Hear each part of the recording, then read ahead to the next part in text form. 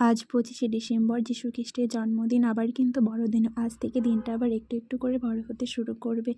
আমাদের এখানে গঙ্গারামপুর চার্চ যীশু খ্রিস্টের জন্মদিন খুব ভালোভাবে পালন করা হয়।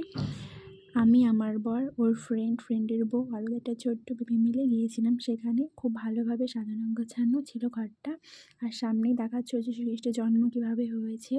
তারপর সবাই যে যার মনের ইচ্ছা করে ক্যান্ডেল জ্বালাচ্ছিল, তাহলে নাকি মনের ইচ্ছাটা পূরণ হয়ে যায়। আমি জানতাম না, তাই ক্যান্ডেল নিয়ে যেতে পারিনি। এবার জানলাম পরের বার থেকে ক্যান্ডেল অবশ্যই নিয়ে যাব। মেলাটা ঘুরে আমরা কেক কিনলাম। কেকটি কেনার পর আমাদের এখানে অটল বিহারীর জন্মদিন উপলক্ষে খিচুড়ি দেওয়া হয়েছিল। খিচুড়ি নিয়ে বাড়ি চলে আসলাম। তো সকলকেই জানাই মেরি ক্রিসমাস। সকলে দিনটা ভালোভাবে কাটাও।